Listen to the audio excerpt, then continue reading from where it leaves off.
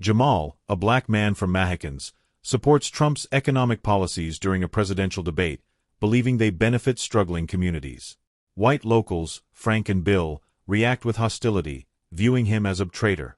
Their aggression highlights racial tensions and questions why they see his support for Trump as a threat to their dominance. Before we dive into this shocking story, comment below where you're watching from today, and if you enjoy this story, don't forget to subscribe. Let's get started. The town of Mahakans, nestled in the American Midwest, carried a reputation both cherished and feared by its residents. To some, it was a charming place of familiar faces, small-town fairs, and long summer nights where everyone knew each other's names. But beneath the surface, the town bore scars from its past, tensions that had festered over generations, rooted in the struggle for racial equality. Despite attempts at progress, Mahakans remained divided, its communities split along racial and political lines. Jamal Reed, a 32-year-old African-American man, had grown up in Mahakans and knew its dual nature well. As a kid, he learned which streets to avoid, how to navigate the unspoken rules of interaction between black and white residents, and the importance of keeping a low profile. Jamal was quiet, observant, and thoughtful. Unlike many of his peers, he preferred to stay out of heated arguments, focusing instead on his job as a mechanic and spending time with his family. But even someone as careful as Jamal couldn't remain invisible forever, not in a town like Mahakans, and certainly not during an election season as volatile as this one. The presidential election had thrown Mahakans into a frenzy. The debate between Donald Trump and his opponent had become the focal point of every conversation, every radio broadcast, and every newspaper headline. In Mahakans, where every political discussion seemed to spiral into a heated argument, people were either fiercely defending their candidate or condemning the other side. Trump's rhetoric had always been polarizing, and in this election, it was no different. His comments on racial issues, law enforcement, and the economy had drawn both intense support and criticism from the town's residents. Jamal, who had always identified as an independent thinker, found himself in an unusual position. Though many of his friends and family criticized Trump's views, particularly on race and police reform, Jamal believed that Trump's arguments about economic opportunities for minority communities had merit. He had seen firsthand the struggles faced by small businesses in Mahakans, especially those owned by black residents. Jamal thought that, despite his flaws, Trump's focus on economic growth might be beneficial in a way that other candidates hadn't promised. But in Mahakans, expressing such an opinion was a risky move. The town's black community, with its history of discrimination and marginalization, viewed Trump's platform with deep skepticism, especially his comments that many saw as racially charged. On the other hand, many white residents who supported Trump were not interested in bridging the racial divide.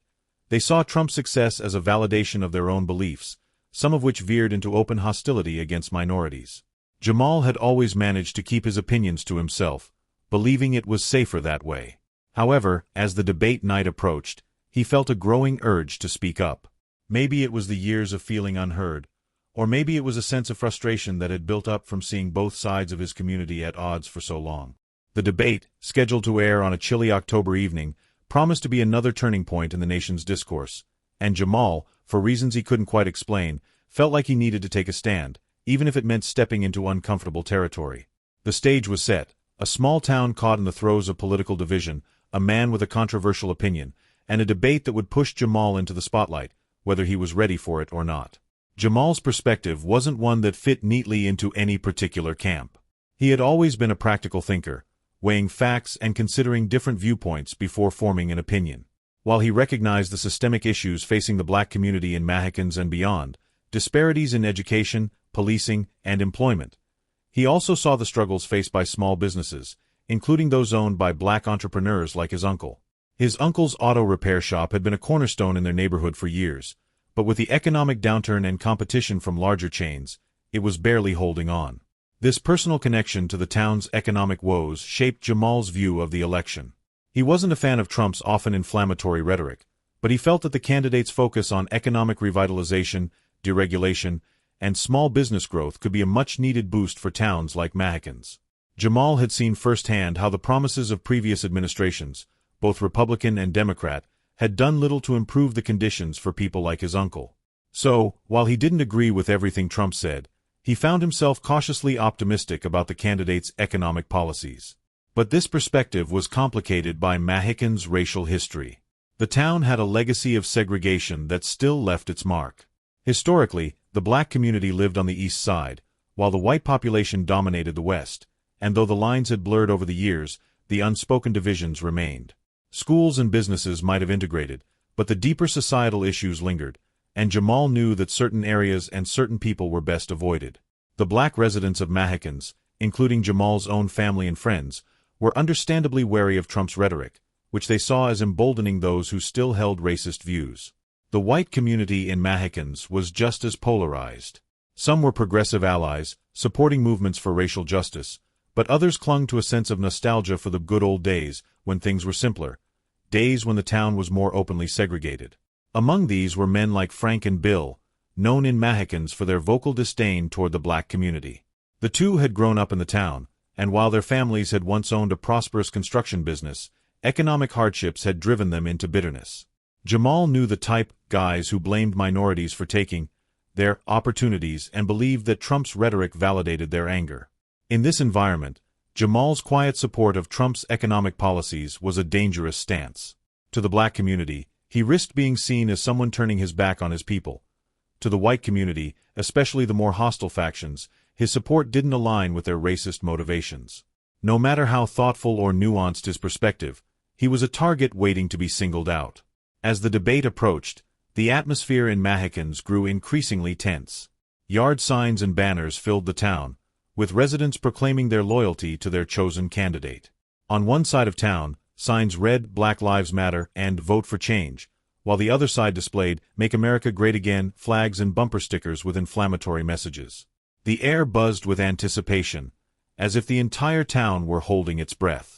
Jamal kept mostly to himself, avoiding political discussions at work and in his neighborhood. But he couldn't shake the feeling that staying silent, like he had always done, wasn't enough anymore. Maybe it was because he saw the pain and frustration in his community, or maybe it was because he felt the weight of his own convictions pulling at him. Whatever the reason, he knew that when the debate was broadcast that night, he would find himself at a crossroads. The local bar, Rusty's Tavern, was hosting a debate watch party, and it was one of the few places in town where people from both sides of Mahicans occasionally mixed, albeit uneasily. Jamal had often gone there for a beer after work, usually sitting in the back, avoiding any serious conversations. But this time, he had a feeling that he wouldn't just be an observer. Something about the growing tension in the air, the way people talked about the debate as if it were a final battle between right and wrong, made him feel like he needed to be there, to see it unfold, and perhaps to speak his mind. Jamal knew that by stepping into Rusty's that night, he was walking into a volatile situation. But the pull of his convictions and the frustration of feeling voiceless for so long outweighed his hesitation. It was time to face the town's divide head-on, even if it meant exposing himself to criticism, hostility, or worse. In the back of his mind, he was aware of what could happen if his words were misunderstood or if he was singled out for going against the grain. As he walked down the street toward Rusty's, passing a mix of campaign signs and graffiti that told the story of a town split in two, he braced himself. He knew Mahicans well, and he knew that standing up for what he believed in, no matter how carefully or thoughtfully he expressed himself, might lead to consequences he could never fully prepare for. But he was ready to find out. The cold October wind swept through the streets of Mahicans as Jamal approached Rusty's Tavern. The bar was one of those familiar places, its neon sign flickering against the backdrop of the darkening sky. It had been a staple in the town for decades, a place where the older crowd gathered to reminisce and where the younger generation came for cheap drinks and camaraderie. Tonight, however, it was packed beyond its usual capacity. People from both sides of Mahicans had shown up, eager to watch the presidential debate unfold live. Jamal pushed open the door, immediately hit by the smell of beer and fried food. The bar was loud. Televisions mounted on the walls blared pre-debate commentary, and voices rose above the noise, some in excited anticipation, others in angry mutters. He spotted a few familiar faces: neighbors, co-workers, and old high school classmates. Some nodded in acknowledgement, while others looked away, absorbed in their conversations or already nursing their first drinks of the night. He found a spot toward the back, close enough to see one of the screens but far enough to remain somewhat inconspicuous. As he settled in, he noticed the divided nature of the crowd. On one side, a group of black residents, many wearing shirts with messages supporting racial justice and change, gathered together, speaking in hushed tones about what they hoped to see in the debate. On the other, white residents, some in MAGA hats, others with crossed arms and stern expressions, formed their own group. There was an unspoken line between the two groups, a divide that had grown more pronounced as the election approached. The air was thick with tension, and it only heightened when the debate finally began.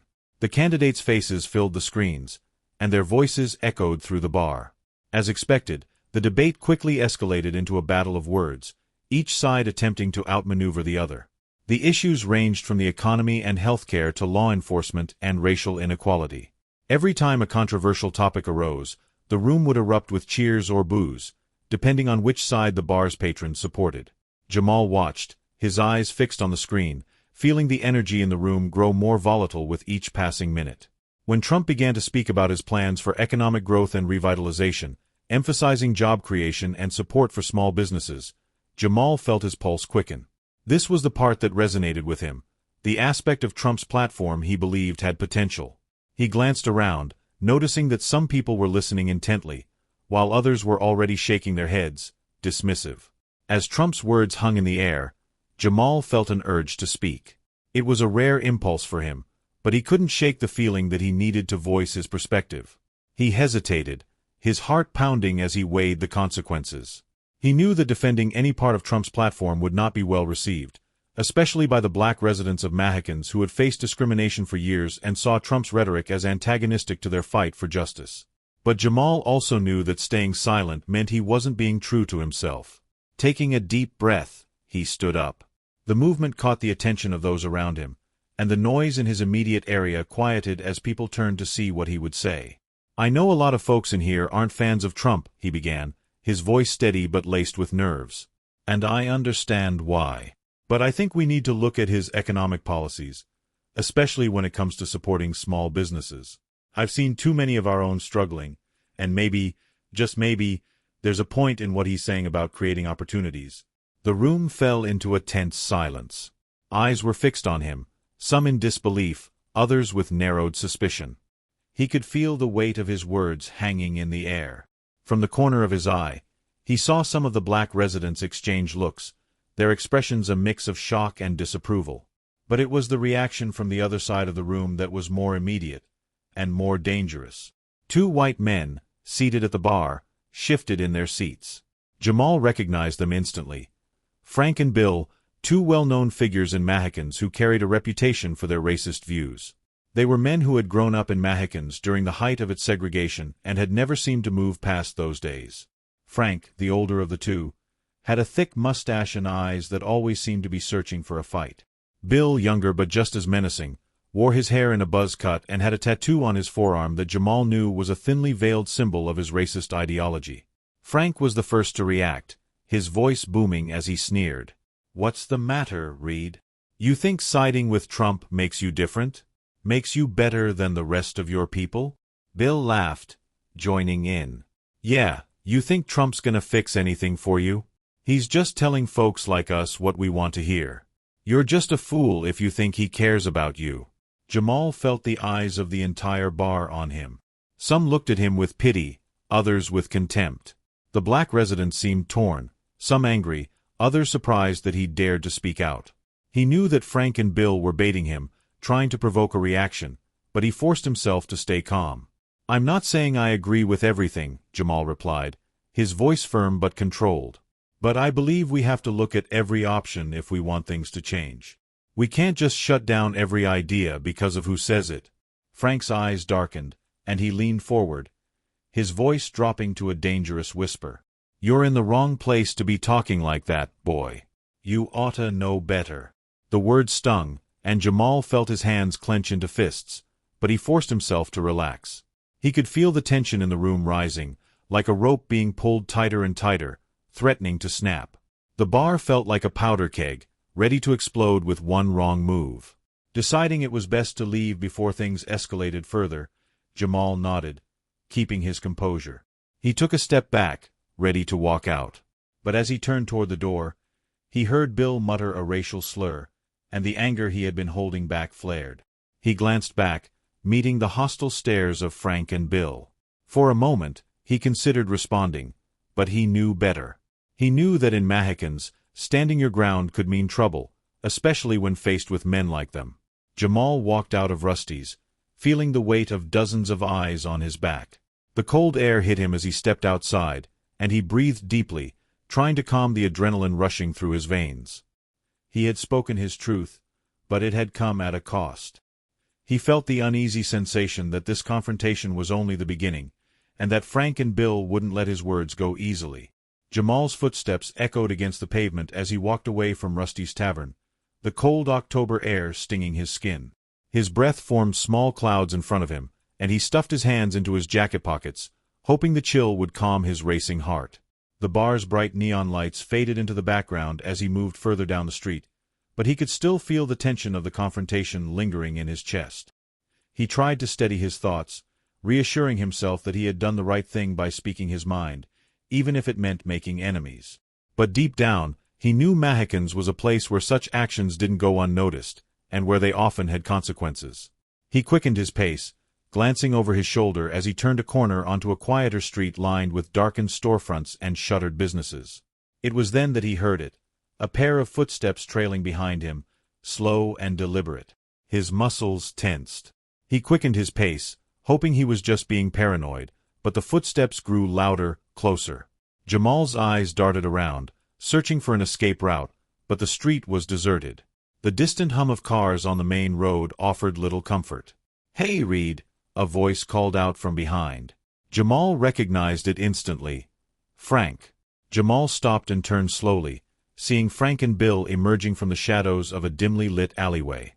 The two men moved with the kind of confidence that came from years of intimidation, and Jamal could see the smirks on their faces.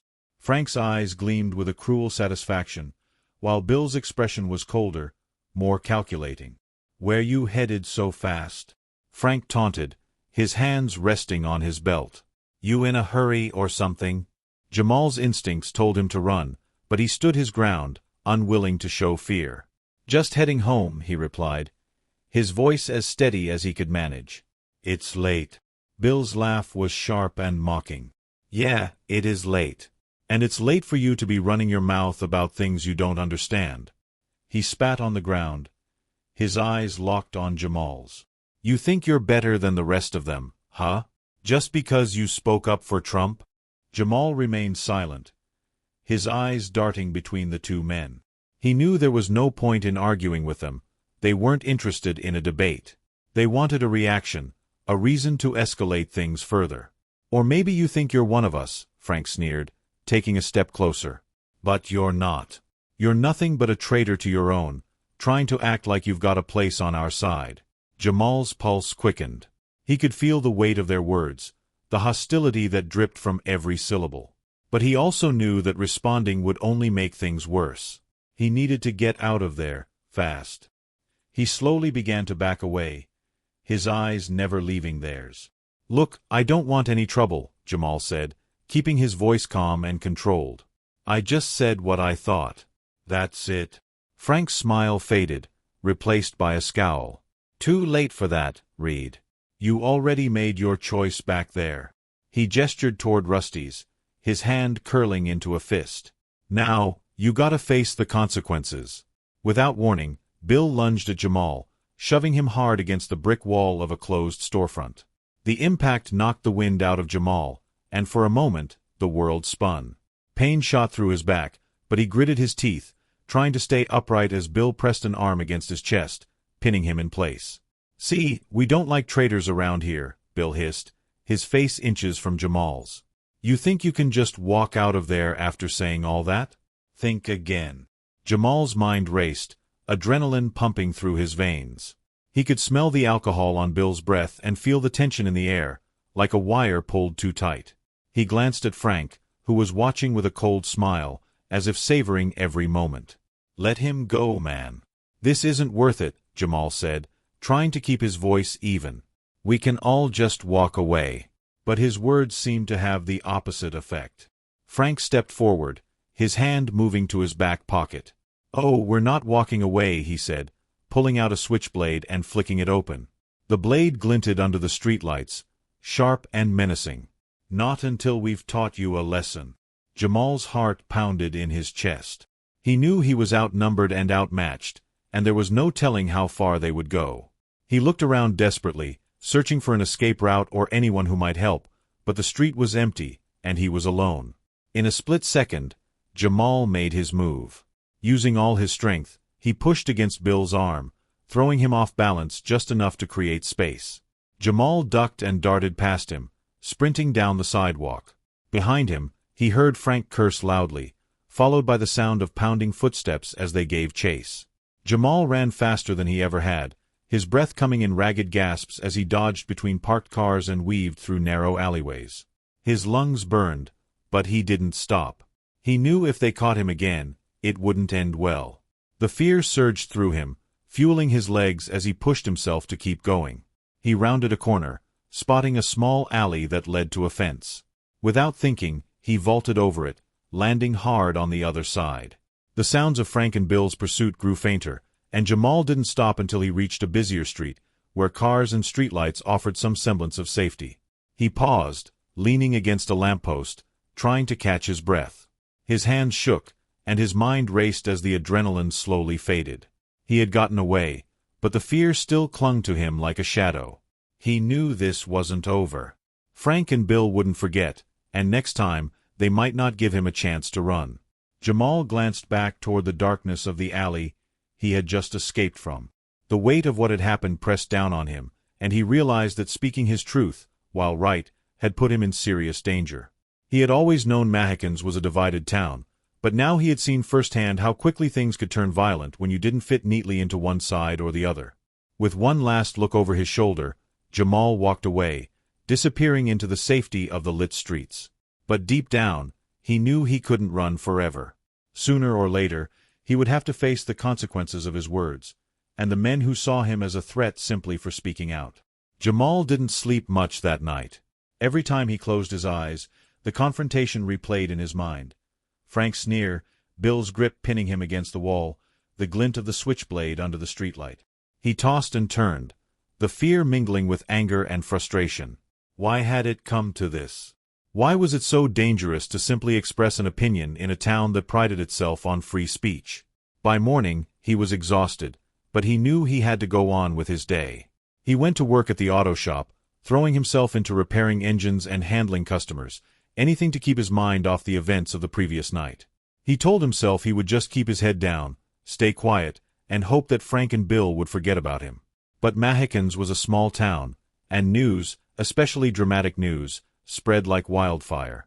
By midday, Jamal's phone buzzed with texts from friends and acquaintances who had heard about what had happened. Some messages were supportive, while others were accusatory, as if by speaking out, Jamal had somehow betrayed his community. He read through the messages, feeling the weight of each one. Some of his friends urged him to lay low, warning him that Frank and Bill weren't the kind of people to back down once they felt challenged. Jamal knew they were right, but a part of him bristled at the idea of hiding. Was this what it meant to live in Mahicans? To always be afraid, to silence yourself in the face of intimidation? It didn't sit well with him. He had grown up learning to navigate the town's racial and political lines, but it felt like every step forward was met with resistance. The thought of staying silent again, especially after everything that had happened, made his blood boil. By the end of the day, things took an unexpected turn. As Jamal was closing up the shop, his boss, Mr. Carter, approached him with a concerned expression. Mr. Carter, a middle-aged black man who had owned the shop for over 2 decades, handed Jamal his phone. "You need to see this," he said, his tone serious. Jamal took the phone and watched as a video played on the screen. It was footage from Rusty's Tavern the night before. Someone had recorded the moment Jamal stood up and spoke in defense of Trump's economic policies. The video captured the tense silence that followed his words, as well as the hostile reactions from some of the patrons, including the moment Frank and Bill had confronted him. The footage didn't capture the full confrontation outside, but it was enough to convey the tension in the room. The video had been posted on social media and was quickly gaining traction. The caption read, "Local man faces backlash after defending Trump at debate watch party." Jamal's face was clear, his words unmistakable. His stomach tightened as he read through the comments. Some people praised him for having the courage to speak out in a divided town. Others condemned him, calling him a traitor or worse. Mr. Carter placed a hand on Jamal's shoulder. You did what you thought was right. But you know how this town is. Be careful. Jamal nodded, handing the phone back. I know. I just didn't expect it to blow up like this. As he drove home, the anxiety gnawed at him. By the time he pulled into his driveway, he had dozens of missed calls and messages. His sister, Tanisha, was the first one to show up at his door, her face a mix of concern and frustration. Jamal, what were you thinking? She asked, pacing the small living room. You know this town, and you know people like Frank and Bill. Why would you speak up like that? Jamal sighed, running a hand through his hair. I couldn't stay quiet, Tanisha. I've been quiet my whole life. And for what? Things never change around here unless we speak up. Tanisha stopped pacing and stared at him, her expression softening. I get that, Jamal. I do. But people like Frank and Bill, they don't play fair. They don't just let things go. She paused, a worried look crossing her face. You need to be careful.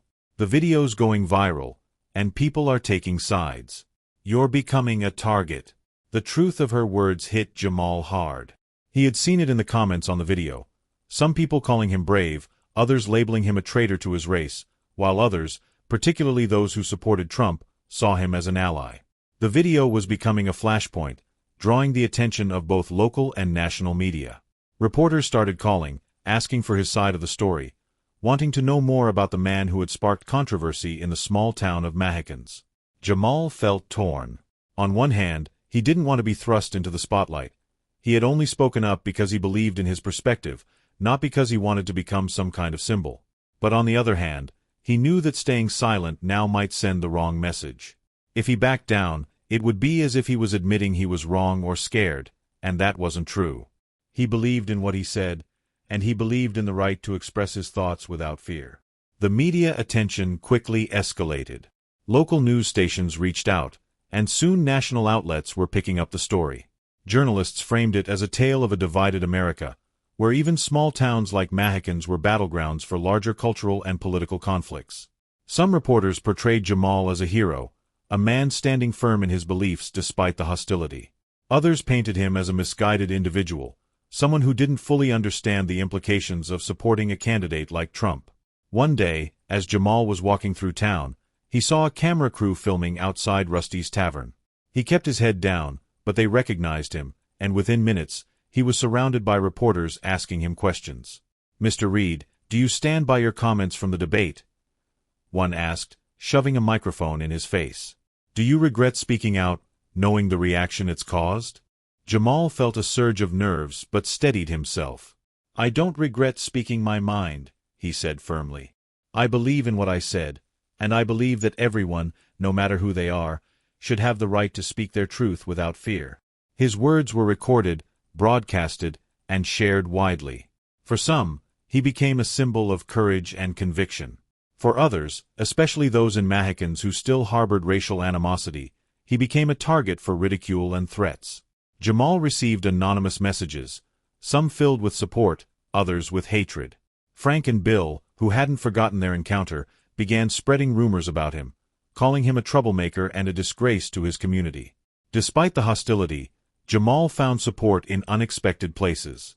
Some of the town's residents who had seen the video reached out to express solidarity, and a few local black business owners, including his uncle, voiced their agreement with Jamal's stance, even if they didn't entirely support Trump. They appreciated that he had the courage to speak for economic opportunities, and they felt inspired to join the conversation. The media attention continued, and Jamal was eventually invited to participate in a televised interview. Torn between the fear of exposing himself further and the desire to speak his truth, he hesitated.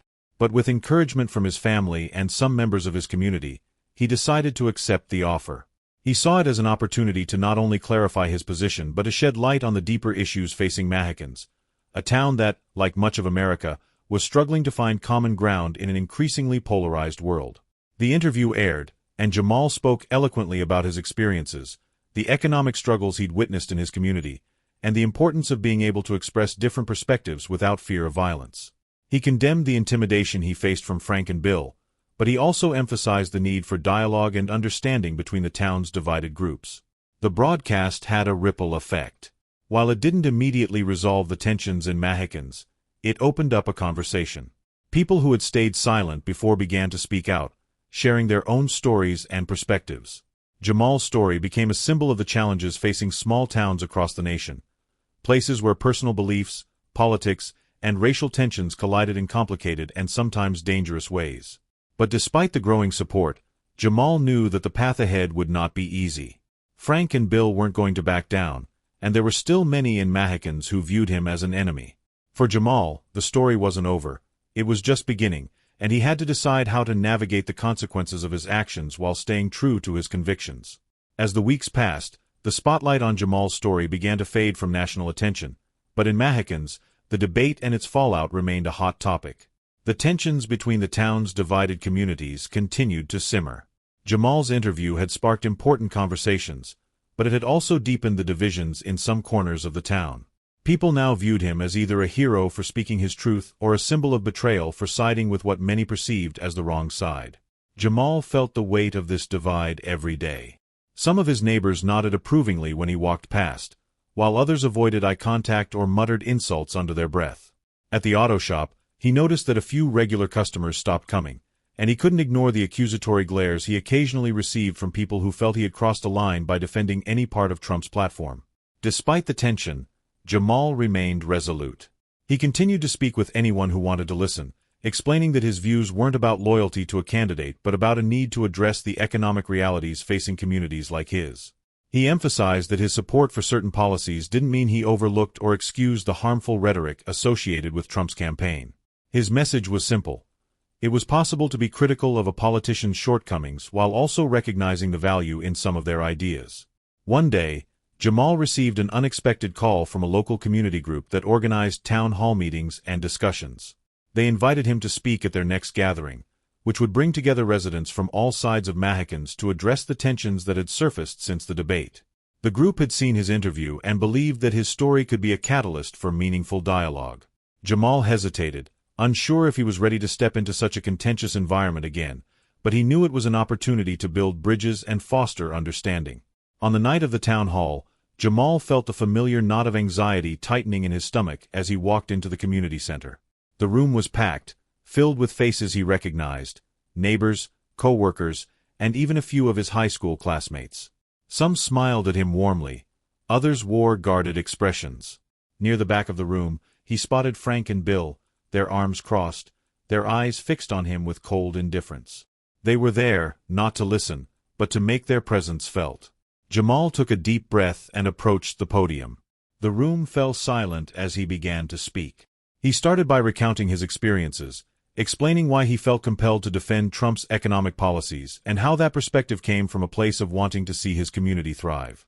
He acknowledged the hurt and betrayal some people felt, emphasizing that his intention was never to undermine his own community but to advocate for solutions that he believed could bring change. "I know that what I said made a lot of people angry," Jamal admitted, his voice steady despite the tension in the room. "And I understand why. But if we keep shutting each other down, if we keep drawing lines and refusing to listen, then nothing will ever change. We're all struggling in different ways, and we need to find common ground."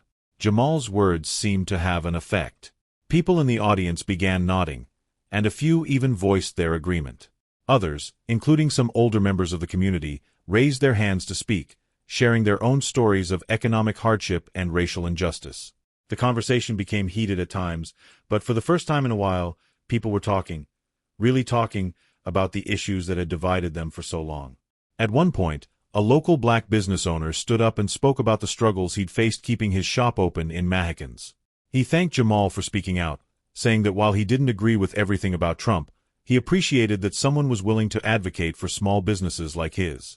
His words sparked a ripple of support from others who shared similar experiences, and the discussion shifted toward finding ways to support local businesses and improve economic opportunities for everyone in the community.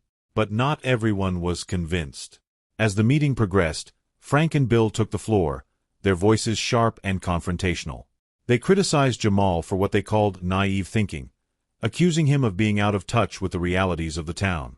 "You think these people care about your businesses, Jamal?" Frank sneered, his eyes cold. "They'll take your words and twist them. you'll end up with nothing. Bill added, you might think you're making a difference, but you're just playing into their hands. Jamal stood firm, refusing to be intimidated. I know it's not easy, and I know not everyone will agree with me, he said, meeting their eyes directly. But the truth is, I'm not doing this for anyone else. I'm doing it because I believe that if we don't start talking and finding common ground, then nothing will ever change, for any of us. His response drew applause from several people in the audience, and even some of those who had initially been skeptical seemed to soften. The town hall ended with a tentative sense of progress. There were no solutions yet, but there was a willingness, at least from some, to continue the conversation. Jamal left that night feeling a mixture of hope and uncertainty, but he knew that the first step in resolving Mahakan's tensions had been taken. In the weeks that followed, Jamal continued to engage with people from both sides of the divide. The discussions were difficult, and the town's wounds were deep, but little by little, he noticed a shift. More people began showing up at the town hall meetings, and local initiatives to support small businesses gained traction. Even some of the people who had once criticized him reached out to share their perspectives, and while they didn't always agree, there was a growing sense of mutual respect. Jamal's efforts didn't go unnoticed.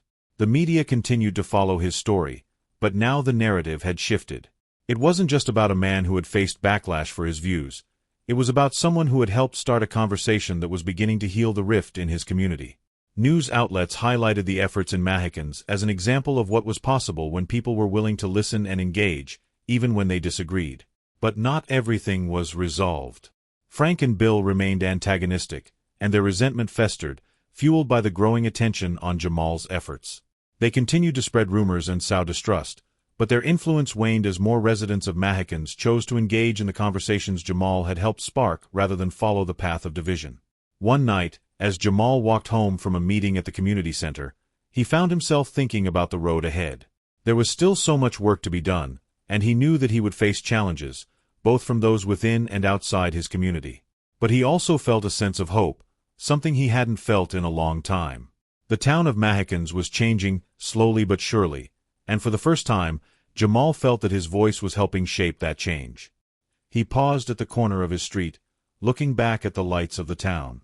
The air was cold, and the wind whispered through the trees. But instead of feeling fear, he felt a quiet resolve. He had taken a risk by speaking out, and though it had brought challenges, it had also opened doors. The path to unity and understanding was a long one, but he was ready to walk it, step by step.